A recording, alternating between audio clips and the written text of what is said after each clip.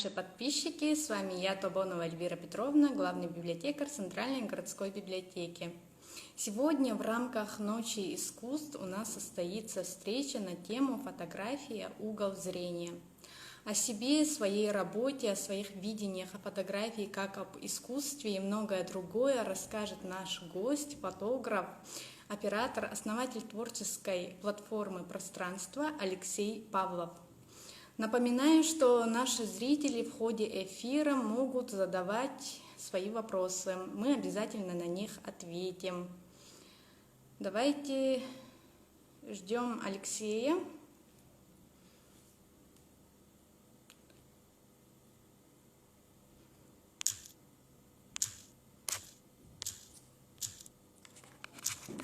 Так, ждем его.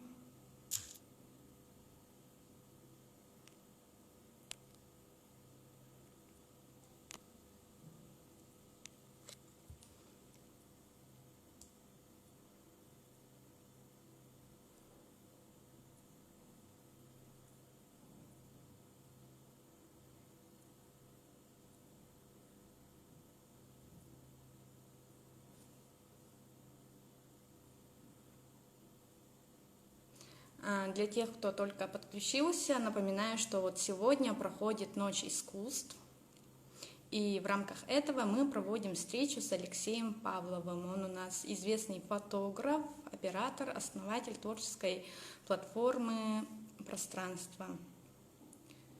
Так, сейчас он подключается. Ждем.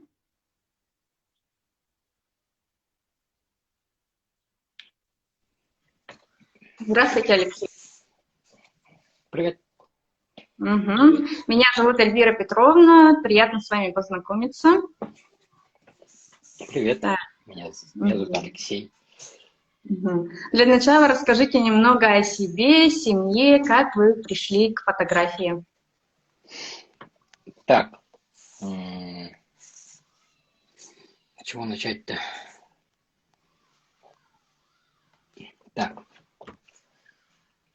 Так, с чего начать? Ну, я семьянин, у меня 3 детей. Вот, занимаюсь фотографией довольно-таки давно, с 2004 года. Вот, профессионально начал заниматься с 2006 года. Вот, и с тех пор, получается, 14 лет я занимаюсь фотографией и непосредственно являюсь развиватором этой отрасли в Якутске. Вот. А как вы пришли к фотографированию? Ну, фотография, через, скажем, через красоту. То есть фотография, она же, по сути, это же... Фотография вызвала мне определенные эмоции, когда я снимал свою собаку. Вот. И она мне так понравилась, она так по экспозиции легла, и сама она источала глубокой, как сказать,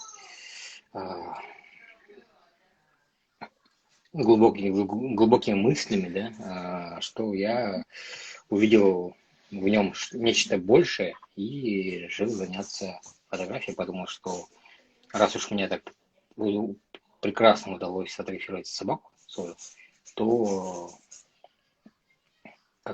как говорится, остальное, думаю, мне тоже будет по плечу. Вот. И с тех пор я начал заниматься фотографией. Хорошо. А на сегодняшний день вы известный в нашем городе фотограф. И какие направления есть в вашей деятельности как фотографа? Ну, так как я начинал заниматься в 2004 году, когда не было интернета, когда не было общедоступной информации про фотографию, все приходилось делать самому, на своих ошибках, на своих, как бы, невзначай тех вещей, которые я не понимал, но правильно делал, и тем самым, как бы, развился и перепробовал очень много направлений, но и остановился в основном на бизнес-портретах.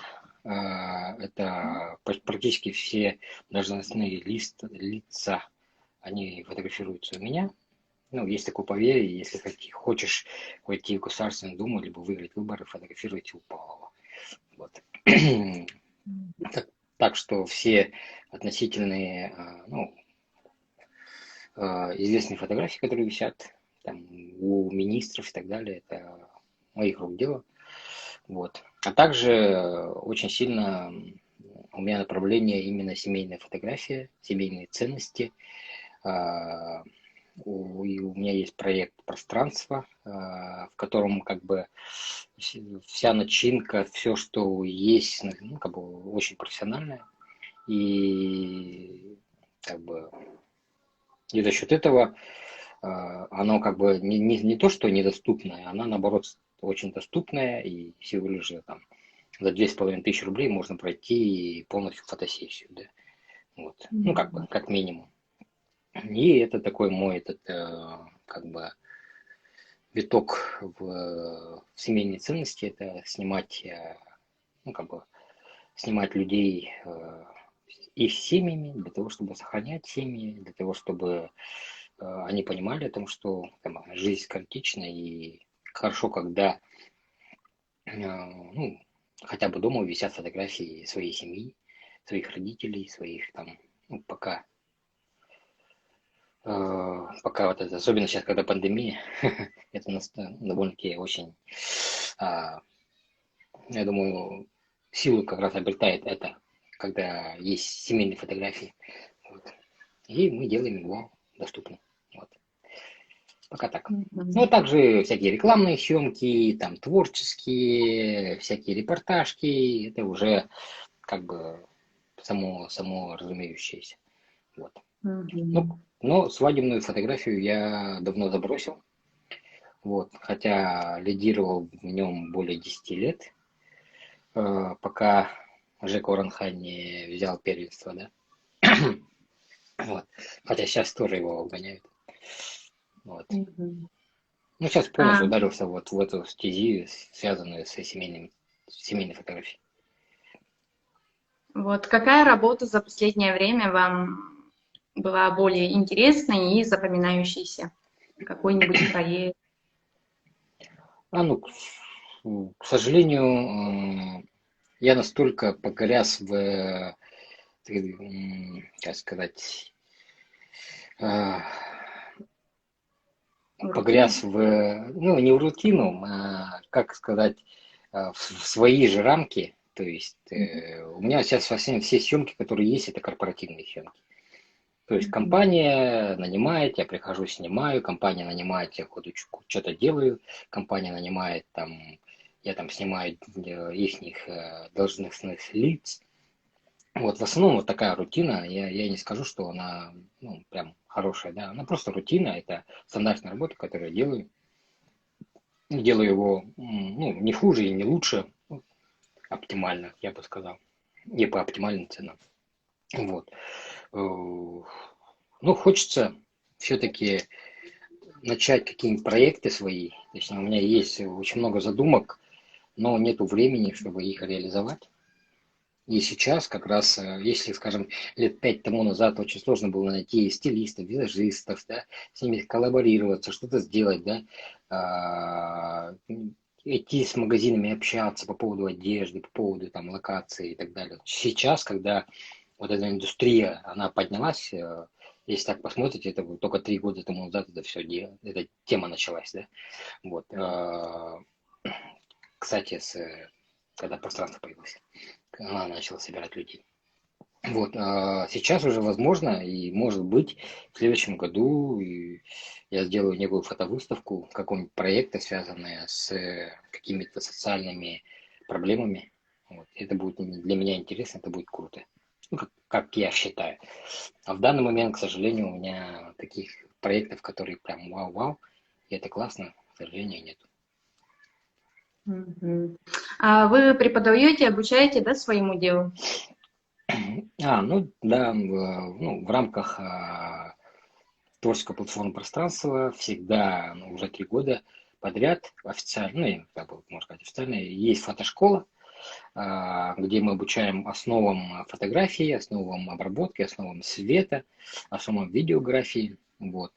Оффлайн-курсы, скоротечные двухнедельные. Вот. В дальнейшем мы собираемся уже вводить курсы по типу введения в студийную съемку, введение в репортажную съемку. Это тоже скоротечные курсы известных фотографов, которые работают в этой отрасли. Вот, и они будут рассказывать именно, как снимать, именно некие нюансы, связанные с определенным направлением. Вот. Ну а так, фотографии и я обучаю, ну, уже порядка 10 лет. Практически все известные фотографы в городе Якутске, они прошли основу фотографии у меня. Вот. Так как раньше курсов не было, а курсы были только мои, там, я вот смотрю, и все фотографы как бы известные, особенно сейчас, когда очень много стало фотографов, которые снимают на дому, там, в разных студиях. Там. Вот. Это все выходцы с фотошколы пространства. Мгм. И любой желающий можете взять любого желающего, да? Ну да, там у нас На- курсы, туда ходят и дети, ну не дети, а старшеклассники, да, до бабушек, дедушек. Вот. Вот А, курсы от основы фотографии закончились относительно недавно. И вот приходила бабушка 65 лет. Вот. И мгм. тоже обучалась, смотрела свою фотографию. Хотя хочет заниматься фотографией, снимать природу. Вот. Сейчас фотография, она стала таким больше досугом, поэтому у него нету рамок, связанных с возрастом там, и так далее. Вот. Да и все могут И научиться этому. вам сейчас не кажется, что у современного человека передоз фотографий в эпоху Инстаграма, так скажем? Да нет, это новый мир, это вот новое веяние именно визуального. Если раньше это было как бы такое менее доступно и очень много было нюансов, которые нельзя было как-то, как говорится, ну, с хорошие навыки должны быть для того, чтобы, главное, сделать какую-то хорошую фотографию, просто чтобы она была светлая или как бы, да. Вот. Сейчас это стало все просто. У нас есть Инстаграм, у нас вся реклама, все, что связано с продвижением, все, что связано с развлекаловкой и так далее, вот оно ушло в гаджеты, а это все визуал. То есть это не газеты, не журналы, это визуальное искусство. И сейчас это норма.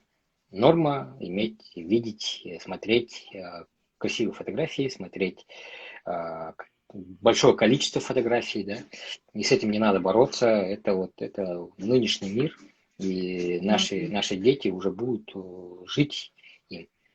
Как говорится, если раньше очень сложно было что-то рассказать, что-то показать, что-то объяснить, сейчас это делается путем простой фотографии, отправки по WhatsApp или в Instagram, да, и человек сразу понимает. И поэтому фотография, она намного много информации дает за доли секунды. Вот. И поэтому фотография, она стала такая неотъемлемой частью нашего мира.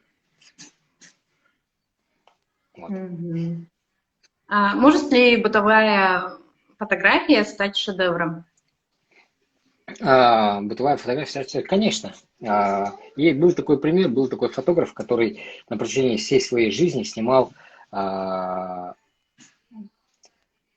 снимал из своего окошка улицу. Всю жизнь. На протяжении там, скольки там, 30 лет, пока он был фотографом, он снимал каждый раз с окошка свою улицу. Вот.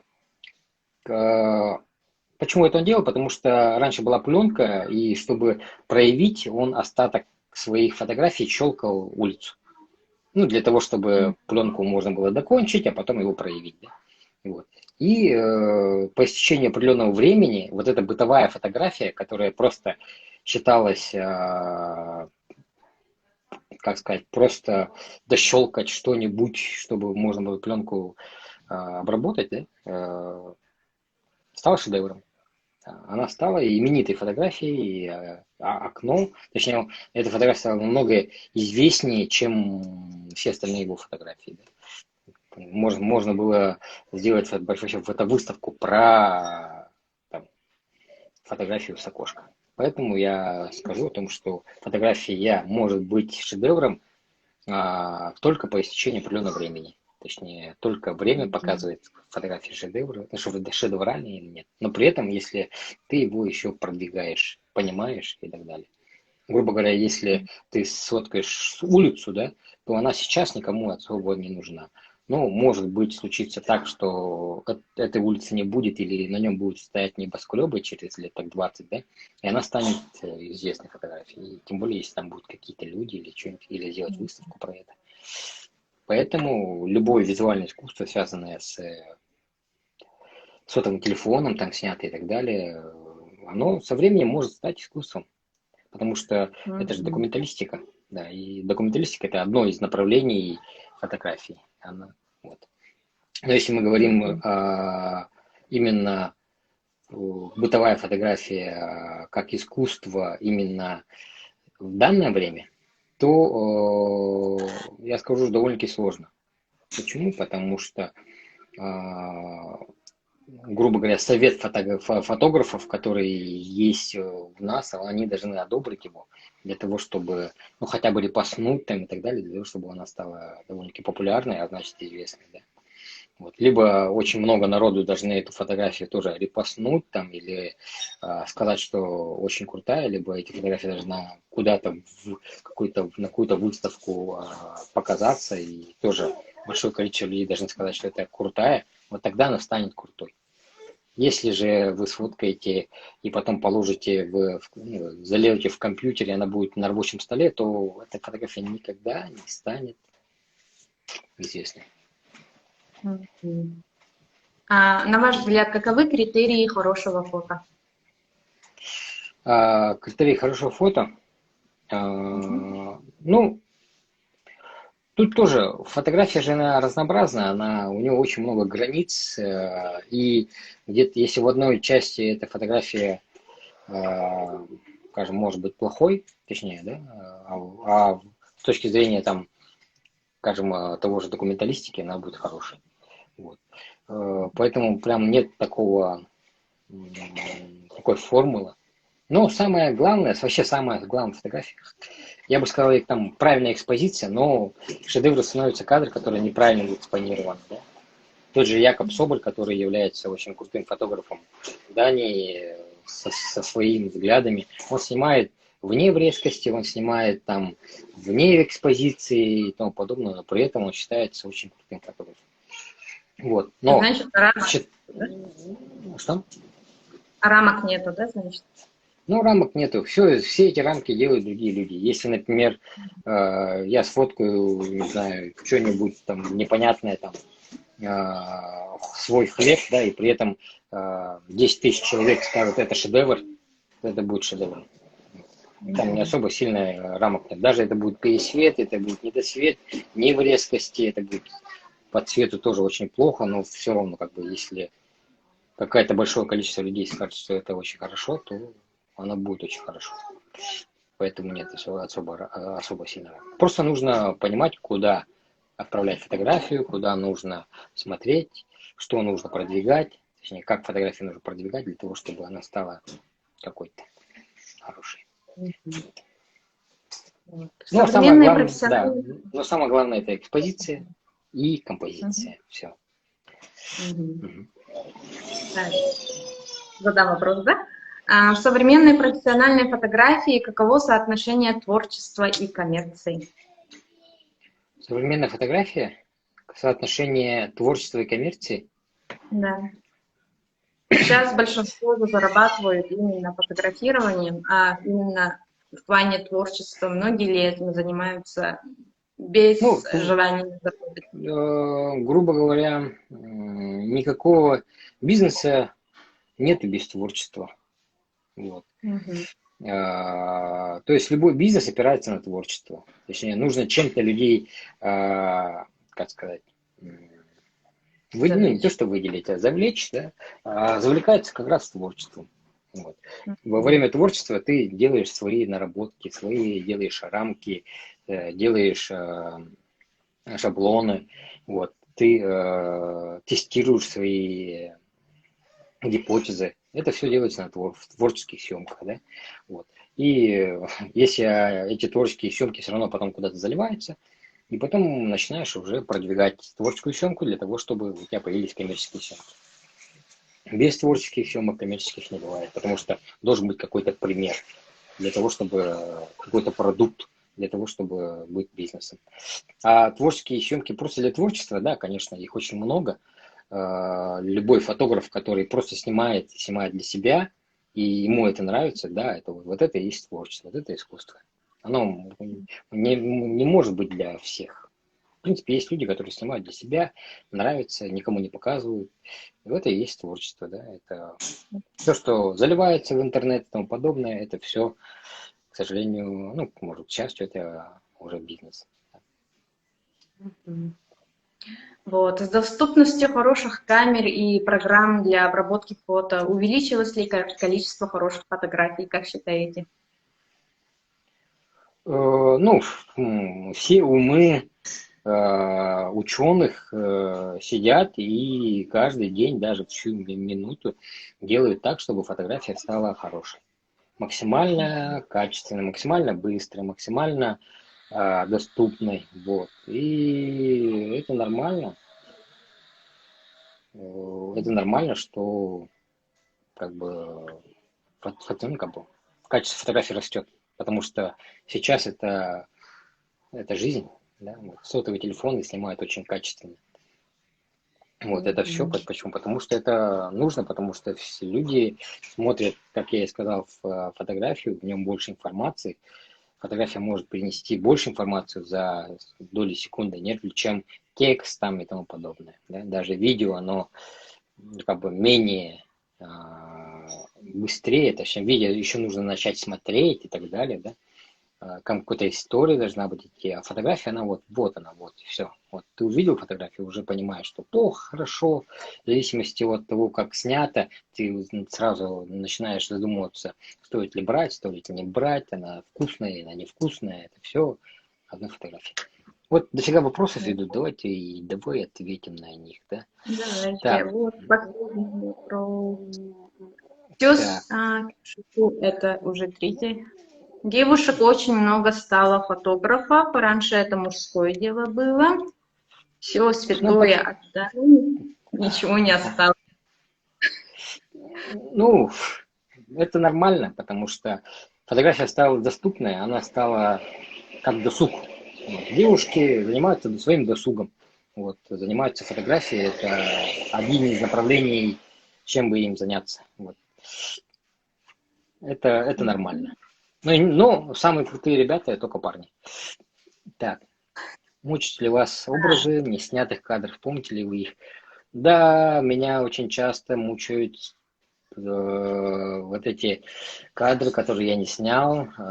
Как если вы подписаны на мой сторис, да, то явно знаете о том, что я всегда хочу снять вот промежуток времени, когда первые заморозки и как бы город Якутск покрывается белым налетом, ну как бы инеем, да.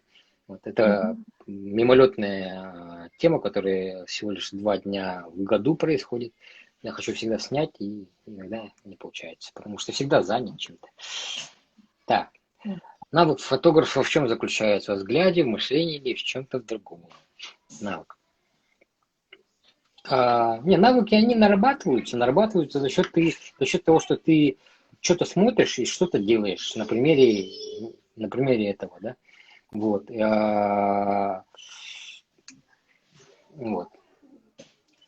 Так, в мышлении в чем-то другом это включается, в взгляде, в мышлении в чем-то. Маленький сложный вопрос такой. Вот. Тут вопрос, Навык. как записаться на учебу.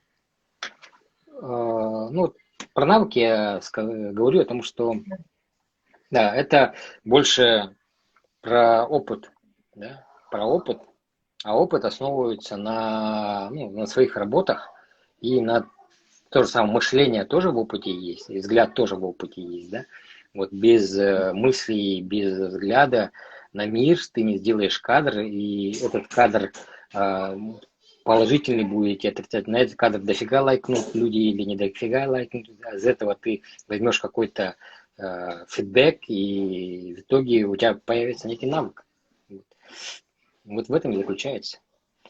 Так, в фотошколу можно записаться всегда в студии пространства, звоните, записывайтесь.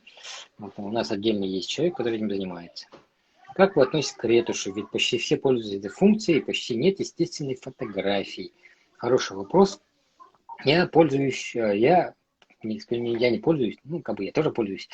Но я бы сказал о том, что я отношусь к этому нормально, потому что грубо говоря, социальная жизнь – это социальный мир, это, да, другая часть себя, другого человека, где ты лучше, чем обычно, да, и это естественно.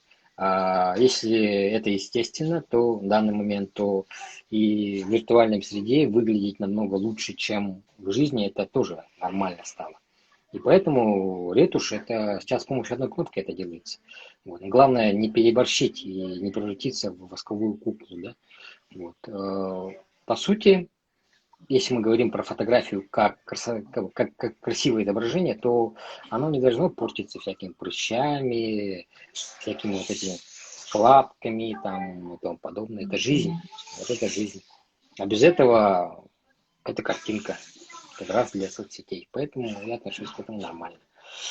Но смотря для чего тоже. В плане того, что если мы говорим о том, что если мы говорим о том, что какую-то документалистику, да, вот репортаж, там вот эту тему, там, конечно, нельзя делать ретушь, да, вот. А если просто для интернета, почему нет? Степень ретуши зависит от степени твоего как бы влюбленности в себя. Не нравится морщинка, убираешь. Как маленькая, к этому относится нормально, да, остается. Чем больше ты ретушируешь себя, тем больше у тебя комплекс в жизни. Так, что в фотомире можно, а что нельзя купить за деньги? Что в фотомире можно, а что нельзя? Ну, и что нельзя купить? Какие-то мгновения нельзя купить. Вот ты пойдешь куда-нибудь в лес, там, а там гроза пройдет и молнии будет сверкать. Ты же не купишь его. Это мгновение, которое делает там природа, либо как бы, проедет какая-то, ну, как бы, все, что не связано с финансовыми вещами, все не купить за деньги. Вот. А все, что остальное, все можно купить. Даже можно как бы снимать же Майкл Бэй всякие остросюжетные фильмы, где самолеты летают, взрываются. Ну, это же все по-настоящему, куплено за деньги. Как бы, грубо говоря, американская армия ему помогает снимать фильмы. Каким катализатором пользуется фотограф, начинающий уже фотографии? Ну, к сожалению, я не знаю, какими катализаторами пользуются фотографы. В основном это просто архив на хард-диске. Почему? Потому что мы сейчас занимаемся больше семейными фотографиями, которые это продукт законченный. Да? Каталогизирует только те работы, которые ты можешь продавать через год, через два, через три, через десятилетия.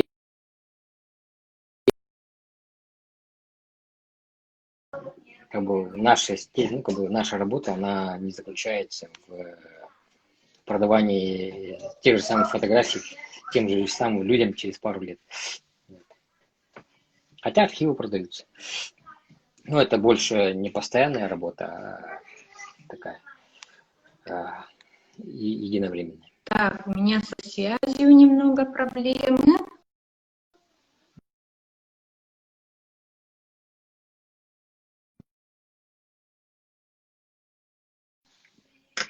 Алексей, вы меня видите, Может, да? кто-то У еще меня со задаст связью вопрос. А вот теперь вижу, да. проблема. Так, на все вопросы ответили, да? Не знаю, вы же А, вопросы спрашиваете. просто у меня тут немного технические неполадки с телефоном, у меня интернет. Так, можно я Ну, спрошу вопрос? Есть ли среди ваших работ любимая фотография и как она называется? так, самая любимая моя фотография — это «Встреча солнца», которую я Мгм. сделал в 2006 году. Вот. В чем она заключается? В хорошести, в тем, что в этот год ни один фотограф не пошел снимать ИСЭХ, «Встреча солнца». Потому что до этого было пару лет, когда очень много было фотографов, прям очень много, и они всегда закрывали как бы территорию. Если Мгм. многие знают, когда когда СФ идет, то часто фотографы мешают смотреть, что там происходит за счет того, что они заслоняют все вокруг. И в этот год их не было. И Мгм. я стоял единственный на поле, где проходила вот эта церемония, и ни одного фотографа не было вокруг, только один оператор где-то далеко, и тогда начинающий, не осмелился подойти к как бы нашему этому шаману. Вот. Я сделал этот кадр. Это панорамный кадр, где Алгысчит нас встречает солнце, и его приспешники, грубо говоря, стоят рядом. Вот я считаю, что это шедевральная фотография, которая сейчас ну, такая историческая. Потому что уже этого нету, и я думаю, только можно воссоздать. У Некая вас есть такая... какие-нибудь кумиры фотографы? М? Кумиры фотографы у вас есть? Любимые? Ну, самый любимый фотограф, кумир, это Эни Лейбовиц. Я думаю, кумир Мгм. она многих людей. Вот. За счет чего? За счет того, что она и очень круто работает с композицией, мизансценами. Она к каждому кадру работает как большому художественному, как бы высокохудожественному, как сказать, ну, как фильму, грубо говоря, да. Она очень сильно, очень круто работает. У нее очень большая команда. Вот. Она делает не все просто так. У нее есть всегда философия. И она это все делает постановочно. И это мне больше всего нравится. Вот. Мгм. И, наверное, задам уже наш последний, но немаловажный вопрос, который мы задаем нашим гостям. У Мгм. вас есть любимая книга? Какая-нибудь книга оставила неизгладимое впечатление? Ну, если мы говорим про фотографию, то основы композиции, Мгм. любые основы, которые есть, и его нужно читать, я думаю, и смотреть, узнавать, и применять в фотографии. Мгм. Вроде так. Так, что бы вы делали, если у вас сломался компьютер во время праздника, например? Ну, были такие моменты, когда я снимал свадьбу, ломалась техника. Вот, я звонил другим фотографам и просил с помощью там, других людей привезти его. А сейчас это намного легко делается. Вызываешь индрайвер, отправляешь фотоаппарат, проблем нет. Придется подождать так минут так 20, пока приедет. А все остальное, все нормально. Главное иметь друзей, фотографов. Нет желания создать фотосток, фотографии тульской природы и города. Да, у меня есть очень большое желание сделать фотосток якутских природы, якутского фотографии.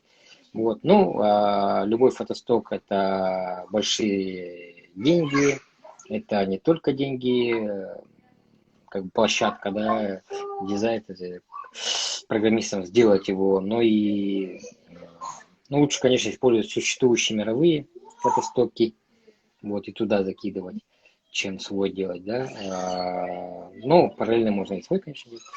Ну, там большие средства уходят на, чтобы ездить по республике. Ну, вот, особенно дальние, самые классные, интересные места, дальние районы, они довольно-таки сложны. Нужен какой-то проект, и под этот проект с большим бюджетом зайти на водостоки. А так довольно-таки сложно. Потому что в данный момент водостоки, они не окупаются. Точнее, в год один раз кто-то купит, это не очень хорошо. Это тем более еще нужно продвигать там, и так далее. Вот. Вот. Так. Что делает снимок лучшим снимком? Что делает снимок лучшим снимком? Ну, смотря для кого. Если для тебя, то процесс. Если для других, то твое понимание композиции, основ там, или твой взгляд. Только так. Так, мы ответили на все вопросы наших зрителей. Наверное, на этой ноте закончим наш эфир. Спасибо вам, Алексей, за прямой эфир, что рассказали нам подробно о фотографии, о своем деле, о своем творчестве. Надеюсь, наши зрители узнали много нового в области фотографирования. На этом мы заканчиваем наш главное, эфир. чтобы они приходили и снимались своими семьями в наше пространство. Самое главное. Чтобы потом эта картина висела у дома, в зале или в коридоре. Вся семья. Для этого мы живем, для этого мы работаем. Вот. Все остальные вопросы можете задать лично в моем инстаграме. Спасибо за внимание. До свидания, Алексей. До свидания, наши зрители. Пока. Всем пока.